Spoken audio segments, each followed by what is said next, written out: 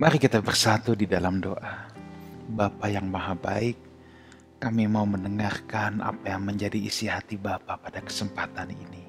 Dalam nama Tuhan Yesus kami berdoa. Amin. Saudaraku, apa kabar? Saya percaya saudara dalam keadaan baik-baik saja. Dan saudaraku, kembali lagi berjumpa di Life Study. Sebab orang yang berhenti belajar berhenti bertumbuh. Kita masih ada di dalam rangkaian Matius pasal 25, perumpamaan yang menjelaskan attitude yang harus dimiliki oleh orang percaya menjelang kedatangan Tuhan yang kedua kali. Minggu lalu kita sudah bicara tentang perumpamaan gadis yang bijaksana dan gadis yang bodoh, di mana dalam perumpamaan itu bicara tentang kesiapan. Dan perumpamaan yang kedua ini, perumpamaan ini juga hanya ditulis di dalam Injil Matius. Perumpamaan ini saudara juga pasti sudah sering dengar. Yaitu apa? Perumpamaan tentang talenta. Saya akan bacakan dulu mulai dari ayat yang ke-14 saudara ya, sampai dengan ayat yang ke-30, ayat 14 sampai 30 kita lihat ya. Sebab hal kerajaan sorga sama seperti seorang yang mau berpergian ke luar negeri, yang memanggil hamba-hambanya dan mempercayakan hartanya kepada mereka. Yang seorang diberikannya 5 talenta, yang seorang lagi 2, dan yang seorang lain lagi 1. Masing-masing menurut kesanggupannya. Lalu ia berangkat. Segera pergilah hamba yang menerima 5 talenta itu. Ia menjalankan uang itu, lalu beroleh laba 5 talenta. Hamba yang menerima 2 talenta itu pun berbuat demikian juga dan berlaba 2 talenta. Tetapi hamba yang menerima 1 talenta itu pergi dan menggali lubang di dalam tanah, lalu menyembunyikan uang tuannya. Lama sesudah itu pulanglah tuan hamba-hamba itu, lalu mengadakan perhitungan dengan mereka. Hamba yang menerima 5 talenta itu datang dan ia membawa laba 5 talenta. Hori, happy cuan katanya ya. Dia berkata, Tuan, 5 talenta yang Tuan percayakan kepadaku, lihat, aku telah beroleh laba 5 talenta. Maka kata tuannya itu kepadanya, baik sekali perbuatanmu itu, hai hambaku yang baik dan setia. Engkau telah setia dalam perkara kecil. Aku akan memberikan kepadamu tanggung jawab dalam perkara yang besar. Masuklah dan turutlah dalam kebahagiaan tuanmu. Lalu datanglah hamba yang menerima 2 talenta itu, katanya, Tuan, 2 talenta yang Tuan percayakan, lihat, aku telah beroleh laba 2 talenta. Nah, ini happy cuan juga saudara ya. Maka kata tuannya itu kepadanya, baik sekali perbuatanmu itu, hai hambaku yang baik dan setia. Engkau telah setia memikul tanggung jawab dalam perkara yang kecil. Aku akan memberikan kepadamu tanggung jawab dalam perkara yang besar.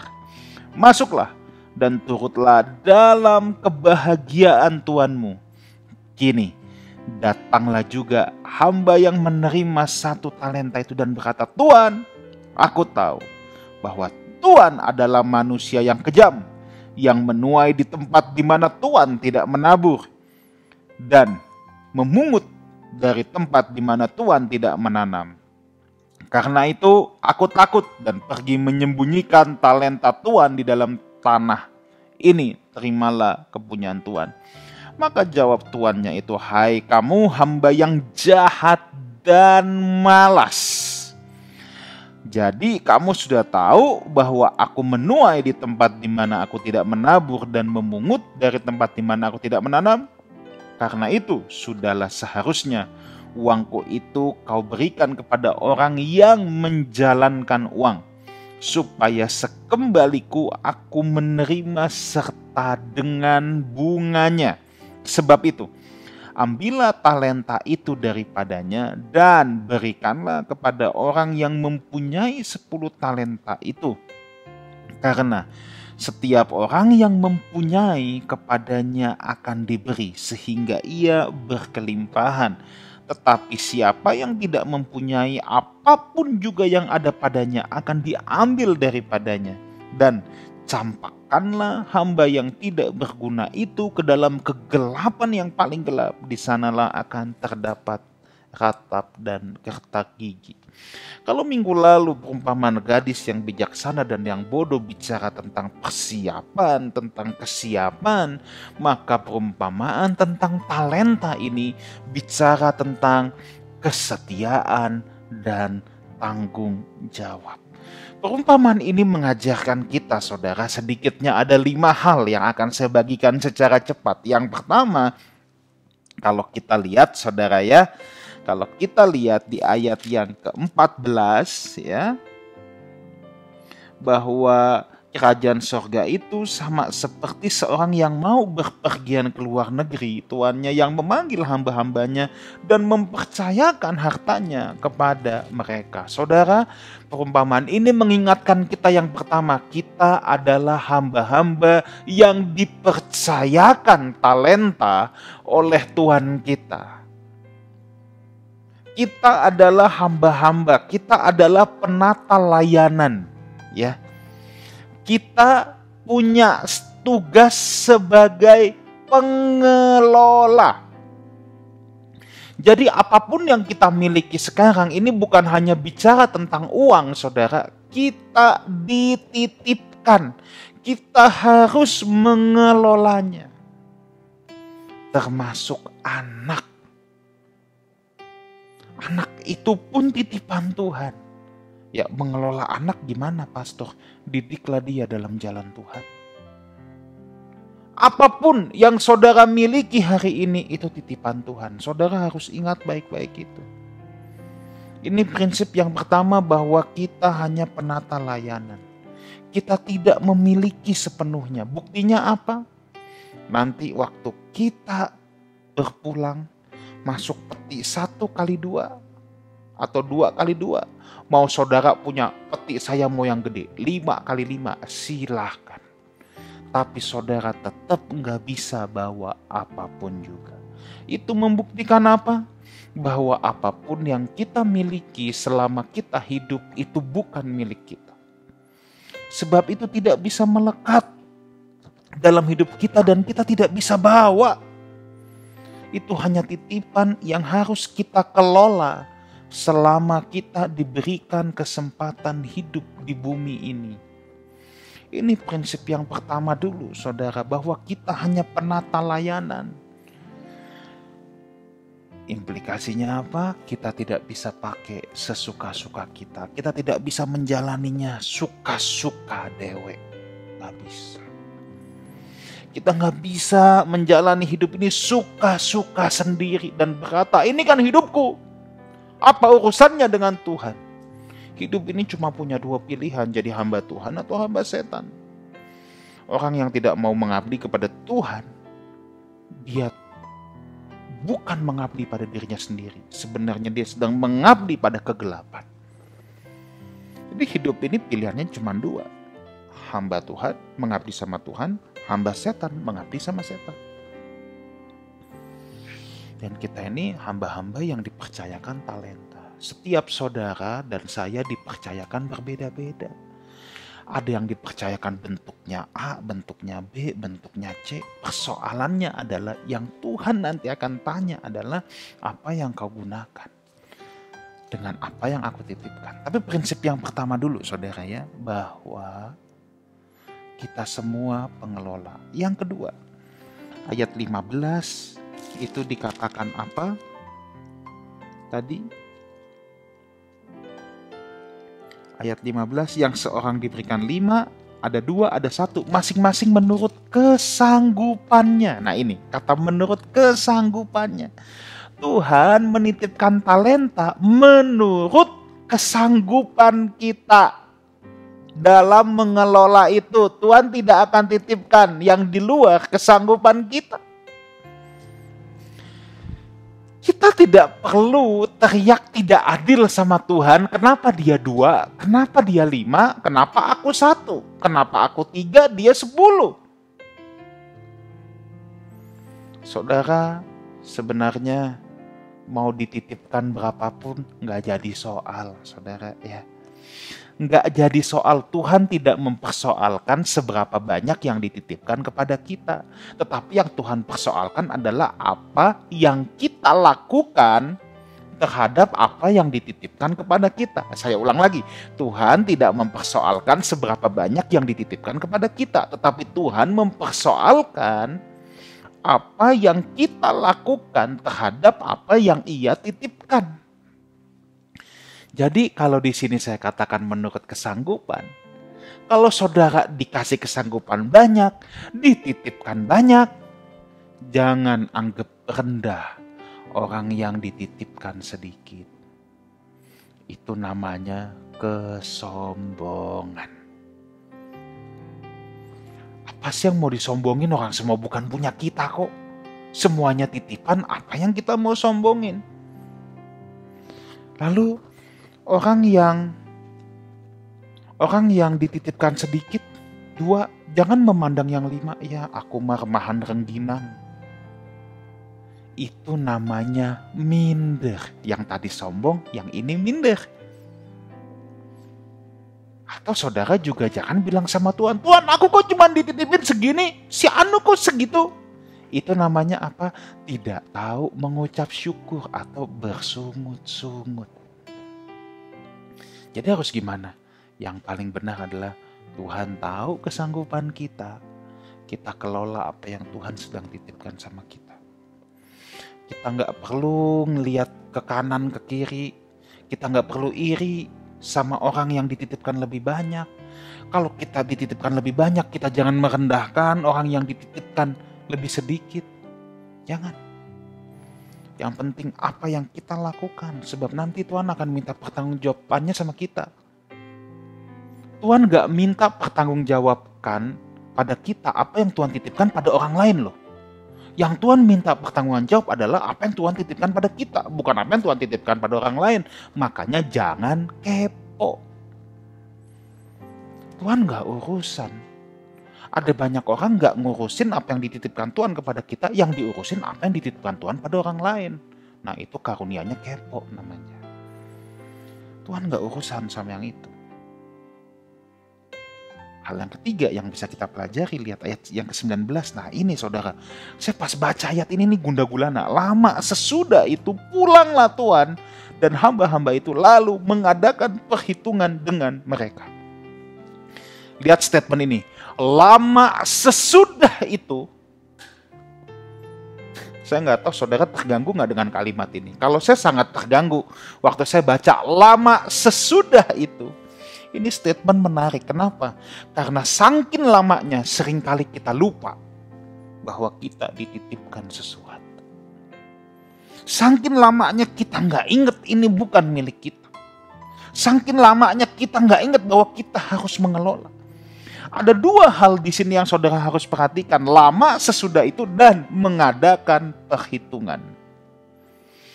Perhitungan bicara pertanggungan jawab. Gini dulu sekarang. Lama sesudah itunya dulu yang kita persoalkan. Tuhan tuh repotnya begini saudara ya. Repotnya dari sisi manusia tuh gini. Hitung-hitungan belakangan. Tuhan seakan seringkali diam. Seakan loh, tidak peduli, seakan membiarkan. Kita bicara dari yang paling ekstrim dulu. Saudara mungkin lihat itu gereja dibakarin, orang Kristen dianiaya, kok Tuhan diem aja?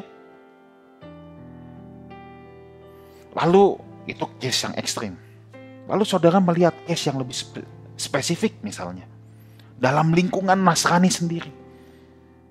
Saudara lihat orang hidupnya gak benar. Korupsi, nipu, menindas yang lemah.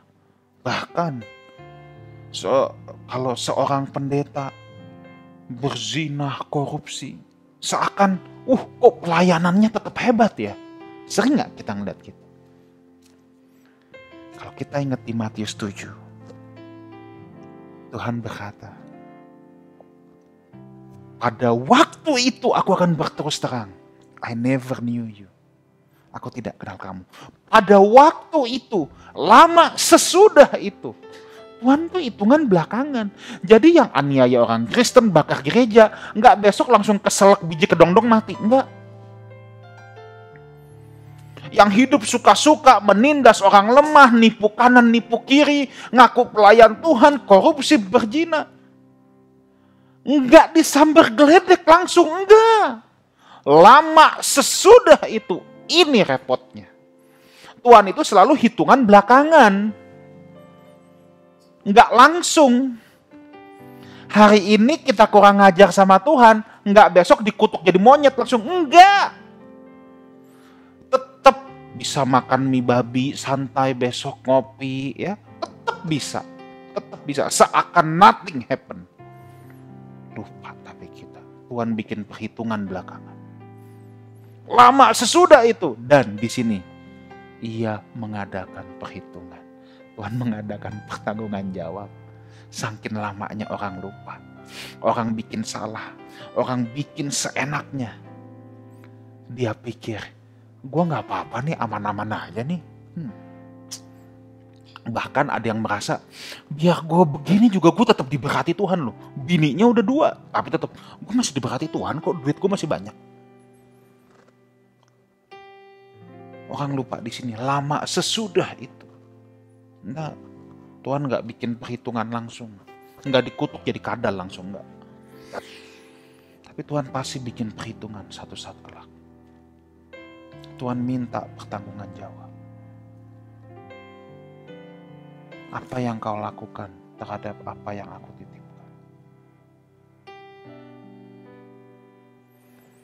Itu sebabnya kita harus berjaga-jaga. Kita pikir lama, seperti minggu lalu gadis yang bodoh. Dia pikir, mempelai masih lama, cukuplah minyak gua. Dia gak berjaga-jaga. Dia gak siap. Hal yang keempat. Ayat 20 sampai 28, saudara baca sendiri ya, tadi kan kita sudah baca. Yang 5 jadi 5, yang 2 jadi 2, yang 1 tetap 1. Karena gak diapa-apain. Saya mau beritahu saudara, kesetiaan itu ofensif. Kesetiaan itu progresif. Kesetiaan itu ofensif, kesetiaan itu progresif. Kesetiaan itu tidak statis, saudara. Kesetiaan itu tidak statis. Kesetiaan harus bertumbuh. Ketika orang ini setia, menjalankan, mengembangkan, maka dia mendapat pujian dari Tuhan. Ini bukan soal bisnis doang, ini bukan soal uang. Tapi dalam segala hal, kesetiaan itu harus bertumbuh. Apa implikasi buat kita? Banyak orang berpikir, Pastor, aku gak cerai sama istriku. Aku masih tinggal serumah kok, aku masih menafkahi dia. Aku setia loh. Kan hari-hari ini ada orang ya yang katanya, gak apa-apa punya pacar di luaran banyak, yang penting istri gak ditinggalkan. Setia loh. Mungkin menurut ukuran dunia bisa masuk, tapi menurut Alkitab, kesetiaan itu ofensif. Kesetiaan itu progresif. Kesetiaan itu bertumbuh. Jangan kita merasa kita setia karena kita masih tinggal satu rumah dengan pasangan kita. Jangan kita merasa kita sudah cukup setia hanya karena kita masih tidur satu ranjang dengan pasangan hidup kita. Tanyakan, bagaimana keharmonisan rumah tanggamu? Bagaimana cintamu terhadap pasanganmu?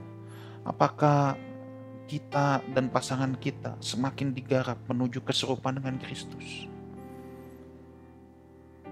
Bagaimana cara kita memperlakukan suami kita, istri kita? Apakah ada kemajuan? Apakah makin mesra? Atau ya tinggal serumah tapi udah kayak Tom and Jerry. Tinggal serumah tapi kayak kucing sama anjing. Dulu masih pacaran, say-say. Kalau sekarang asem. Gimana perlakuan kita? Bertumbuh gak? atau nggak bertumbuh, malah semakin terlempar ke belakang. Ya tinggal satu rumah, tapi kualitasnya udah sangat jelek. Itu bukan kesetiaan. Kalau dalam kekristenan, kesetiaan itu ofensif, kesetiaan itu bertumbuh. Apalagi yang bilang begini, pasangan hidupku salib yang kupikul. Itu bukan salib. Pak, Bu, itu bukan salib. Pasangan hidup itu bukan salib. Enak aja.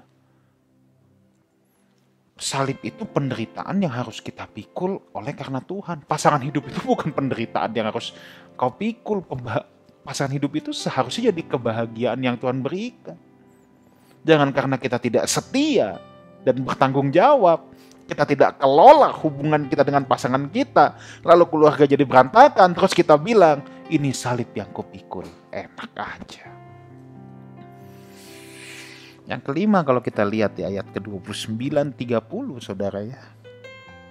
Semakin kita bertanggung jawab atas apa yang Tuhan titipkan pada kita, maka justru akan ditambahkan kepada kita. Ingat, jangan matre. This is not talking about money. Jangan bilang, oh dia makin kaya tuh, tandanya dia setia. Oh, kalau ada orang yang memang diberikan titipan Tuhan harta untuk memberkati banyak orang, semakin dia setia bisa saja diberikan makin banyak. Tapi juga ada sisi lain bahwa ada orang yang bertambah hartanya tapi padahal hidupnya jauh dari Tuhan, maka harta tidak bisa jadi ukuran. Tetapi yang pasti adalah, kalau kita setia menjalankan apa yang Tuhan titipkan pada kita, harta, hubungan-hubungan, apapun itu pasti akan berbuah semakin lebat. Ya, saya mau akhiri dengan ini, sisi lain dari perumpamaan ini, ya, perumpamaan talenta juga berlaku dalam proses keserupaan kita dengan Kristus. Maksudnya apa? Kita yang hidup di zaman sekarang, saudara. Saudara, kita hidup di abad ke-21 ini, di mana internet, informasi bisa terakses, saudara bisa mendengarkan firman Tuhan dari mana saja, kapan saja. Kita sehat jasmani, kita sehat rohani. Seharusnya kita seperti orang-orang yang punya 5 talenta. Kita nggak hidup di pedalaman Himalaya. Kita nggak hidup di tempat mungkin yang akses terhadap pembelajaran Injil terbatas, saudara. Mungkin kalau saudara hidup di abad kedua, mungkin itu seperti orang yang punya 2 talenta.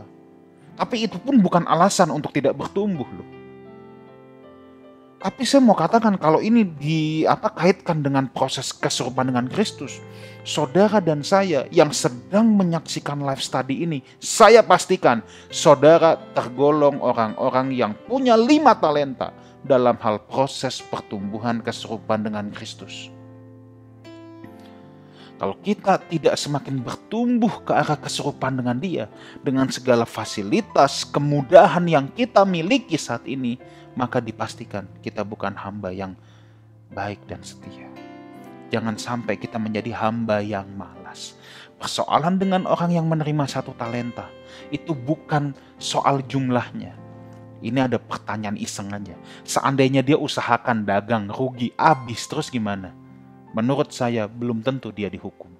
Yang jadi persoalan di sini adalah he did nothing. Dia tidak berbuat apa-apa. Maka dikatakan hamba yang jahat dan malas. Dia nggak berbuat apa-apa. Jangan sampai Tuhan titipkan kita berbagai macam fasilitas. Tuhan titipkan kita berbagai macam sarana. But we did nothing. Iman kita nggak pernah bertumbuh. Kerohanian kita nggak pernah bertumbuh. Sehingga Tuhan mengatakan, kamu hamba yang jahat dan yang malas. Mari kita kembangkan segala sesuatu yang Tuhan titipkan pada kita. Sebab kita tidak tahu kapan saatnya, tapi Dia pasti mengadakan perhitungan. Dan kita harus bertanggung jawab di hadapan tahta pengadilannya. Amin. Mari kita berdoa. Bapa, biar kebenaran ini boleh menggores kuat dalam lubuk hati setiap anak-anak-Mu. Dalam nama Tuhan Yesus kami berdoa. Amin. Saudaraku, jangan lupa subscribe Lifehouse Community YouTube channel, Lifehouse Music YouTube channel ya. Sunday service kita ada live streaming jam 9 pagi ya. Saudara bisa akses dari jam 9 pagi Dan juga jangan lupa follow Instagram kita, Lifehouse Community. Ada live message renungan harian yang akan memberkati saudara semua. God bless you all. See you. Sampai jumpa pada live study minggu depan. Sebab orang yang berhenti belajar, berhenti bertumbuh. Haleluya.